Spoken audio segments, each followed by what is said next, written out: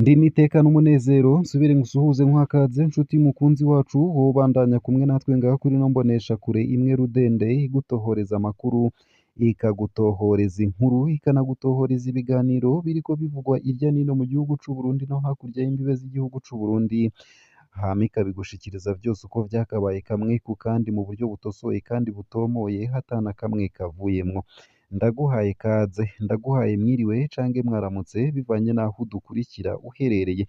Ico utegerezwa gusa ni ukubandanya kumwe natwe, ni ukumanuka munsi y'ino video hama ugafyona imbere y'ijambo Isange TV, haraba handitse ijambo s'abone cange subscribe, urafyondako hama uba udushikirije intererano yawe yo kuja turakuronsa amakuru, ibiganiro kumwe n'inkuru tubandanya gushikiriza bivugwa irya nino mu bisata bitandukanye nk'igisata ca politike, igisata c'ubutunzi, igisata c'umutekano, igisata c'agateka kazina muntu, igisata c'uburimyi n'ubworozi, igisata c'indero, igisata c'inkino, igisata c'imigenderanire n'ayandi makungu ndetse n'ibindi bisata bitandukanye. Ndakwifurije kubandanya kuraroranirwa. Hano makuru rero harabafatiye ku ngingo nkuru nkuru zikurikira. Gervais Ndirakobuca arayamanitse ati nk'umushikiranganji wa mbere nta nyishu mfise ku kibazo c'ikena ry'ibitoro. Nimba umukuru wa leta y'u Burundi yemeza ko ata muti leta arongoye ifise ku bijanye n'ikena ry'ibitoro, ninde wundi azotora umuti? Inyishu zitangwa muri ino minsi ziratangaje cane. Reveriyano Ndikuriyo arongoye CNDD FDD yaheruka gutangaza ko amafaranga mvamakungu azoboneka mu myaka 5 tumaze gushora amatoni y'amavoka hanze y'u Burundi. Ndirakobuca we avuga ko ibura ry'amafaranga mvamakungu hari ingaruka z'ibihano Uburundi bwafatiwe mu mwaka w'ibihumbi 2015. Ni ukuvuga ko Gervais Ndirakobuca nawe yemeje ko ikiringo ca gatatu ca Nkurunziza cakwegeye Uburundi. Igitangaje mu nyishu yiwe n'ingene ibihano vyo mu mwaka w'ibihumbi 2015 bituma igitoro kibura muri uwu mwaka w'ibihumbi 2024. Vyinshi kuri iyo nkuru ni mukanyi mu buryo burambuye, ntuje kure. Nayo kandi Jerome Niyonzima avuga ko abakozi ba leta bacererwa ku buzi bakanasiba uko bashatse bagiye guhanwa biboneka. Umunyamabanga mukuru wa leta y'u Burundi akaba n'umuvugizi wayo Jerome Niyonzima amenyesha ko hibonekeza abakozi batacubahiriza amasaha y'akazi bagasiba uko bigombeye ku buzi bwa leta, bigatuma igihugu kidashobora kugera kuri ya mbona kazoza y'umwaka w'ibihumbi 2040 ushira umwaka w'ibihumbi 2060. Abo bagiye guhanwa bimwe biboneka. Ibi ni bimwe mu vyapfundikiwe mu nama nshikiranganji yakoranye igenekerezo rya 17 Ndamukiza 2024 irongowe n'umukuru w'igihugu c'u Burundi Evariste Ndayishimiye. Vyinshi ni mukanye mu buryo burambuye, ntuje kure. Nayo kandi Reveriyano Ndikuriyo avuga ko abashatse gutembagaza ubutegetsi mu mwaka w'ibihumbi 2015 ata kigongwe bakwiye kuronka. Umunyamabanga mukuru w'umugambwe CNDD FDD Reveriyano Ndikuriyo avuga ko abashatse gutembagaza ubutegetsi bw'umuhisi Petero Nkurunziza ata kigongwe bakwiye kuronka, kuko ivyo bakoze ari ivyaha vy'agahomerabunwa. Kubwiwe ngo ababikoze ntibibaze ngo vyaraheze, aho bazoba bari hose bazoguma baronderwa bahanwe, kandi nta n'umwe ashobora kubikuraho naho yoba umukuru w'igihugu. Ibi yabivuze mu kiganiro yagiranye n'abamenyeshamakuru inyuma y'inama ya komite nkuru y'umugambwe CNDD FDD yabaye igenekerezo rya 22 ndetse n'igenekerezo rya 23 Ndamukiza 2024. Vyinshi navyo kuri iyo nkuru ni mukanye mu buryo bw'idonido, ntuje kure. Nayo kandi Febabu yarayihagaritswe ku rwego mpuzamakungu. Komite nyobozi ni ukuvuga Bureau Centrale y'ishirahamwe mpuzamakungu ry'umupira w'amaboko FIBA yaraye yemeje iyi ngingo ihagarika ishirahamwe ry'umupira w'amaboko mu Burundi Febabu. Ibi biri mu cegeranyo c'ivyizwe mu nama y'iyo komite kuri uwa 26 Ndamukiza 2024. Vyinshi kuri iyo nkuru navyo ni mukanye mu buryo bw'idonido, ntuje kure. Isayo gusa ayo hamwe n'ayandi ni mukanye mu buryo burambuye, ntuje kure. Ico utegerezwa gusa ni ukumanuka munsi y'ino video hama ugafyona imbere y'ijambo Isange TV, haraba handitse ijambo s'abone cange subscribe, urafyondako hama uba udushikirije intererano yawe yo kuja turakuronsa amakuru, ibiganiro ndetse n'inkuru tubandanya gushikiriza. Ano makuru ku buryo burambuye ntunyemerere nyatangurire kuri ino nkuru ivuga ko Gervais Ndirakobuca yayamanitse. Ati nk'umushikiranganji wa mbere nta nyishu mfise ku kibazo c'ikena ry'ibitoro. Nimba umukuru wa leta y'u Burundi yemeza ko ata muti leta arongoye ifise ku bijanye n'ikena ry'ibitoro, ninde wundi azotora umuti? Inyishu zitangwa muri ino minsi ziratangaje cane. Reveriyano Ndikuriyo harongoye CNDD FDD yaheruka gutangaza ko amafaranga mvamakungu hazoboneka mu myaka itanu tumaze gushora amatoni y'amavoka hanze y'u Burundi.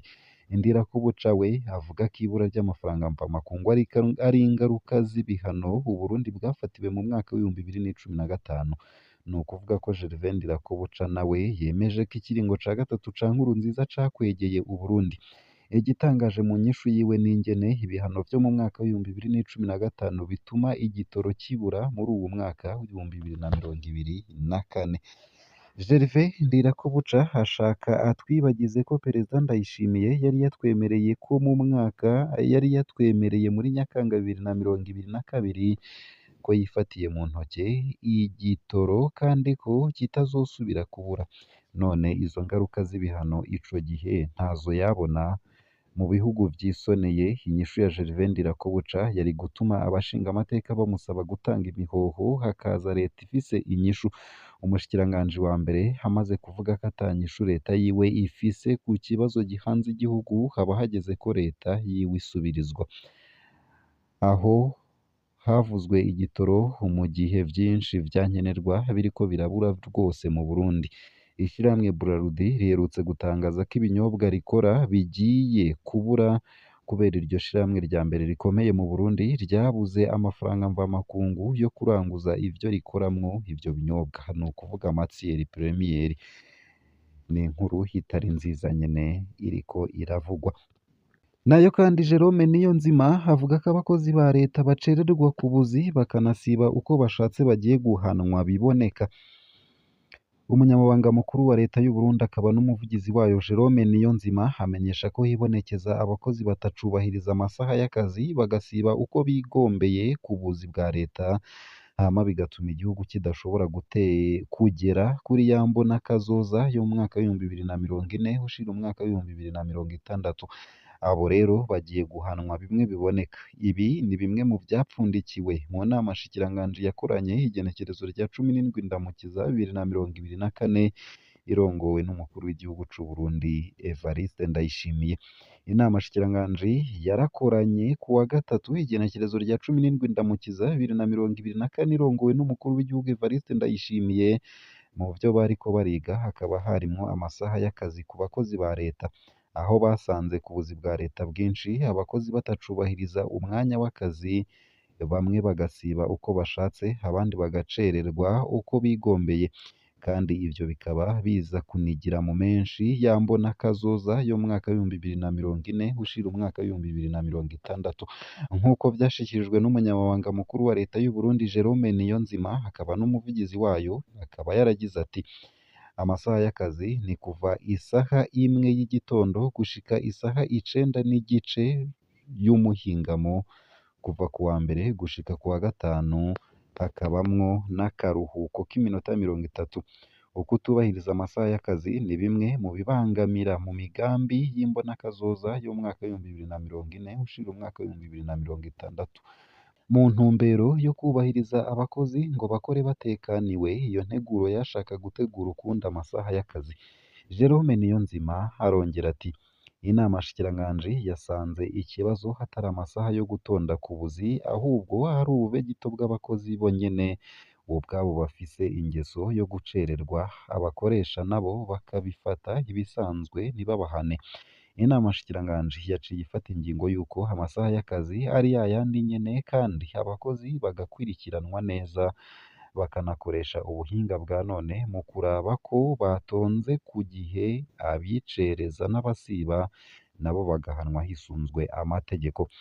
Leta y'u Burundi ikwiye gukemura ikibazo c'ibura ry'igitoro rimaze iminsi ryibonekeza kuko kiri mu bituma abakozi benshi bamaze iminsi bashika bacerewe kubera bashika ku bituro bagasanga imirongo ni miremire, imodoka zunguruza abantu nazo zikabura.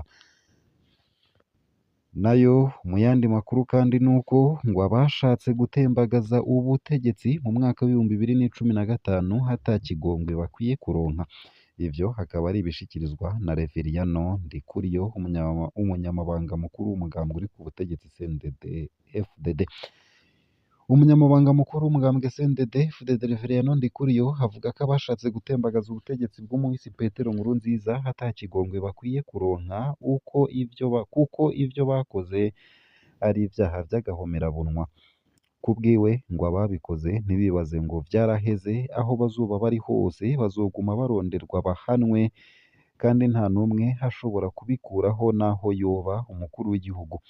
Ibi yabivuze mu kiganiro yagiranye n'abamenyeshamakuru inyuma y'inama ya komite nkuru y'umugambwe CNDD-FDD yabaye igenekerezo rya 22 ndetse n'igenekerezo rya 23 Ndamukiza 2024. Reveriyano Ndikuriyo yagize ati: abashatse gutembagaza ubutegetsi bw'umuhisi Petero Nkurunziza bakoze ivyaha bikomeye vy'agahomerabunwa kandi ntibishobora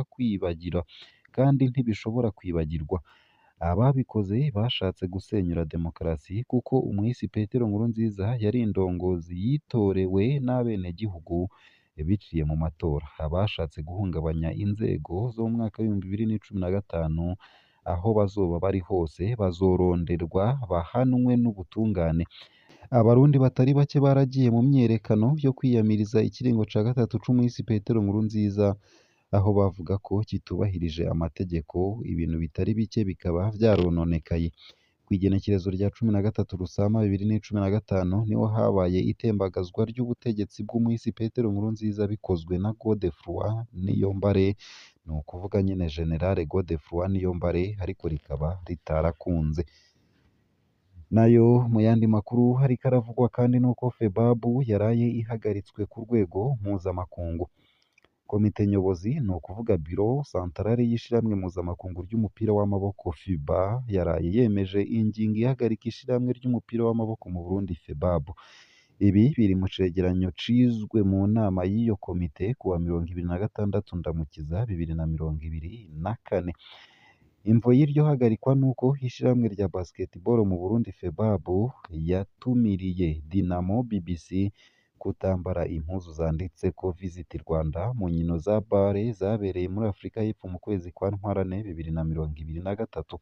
Iyo ngingo yari yafashwe vy'imfatakibanza kuwa 12 Ndamukiza na Andre Zagikris, umunyamabanga mukuru wa FIBA, aho yasaba FEBAB gutanga insiguro ku vyabaye bitarenze igenekerezo rya 23 Ndamukiza 2024.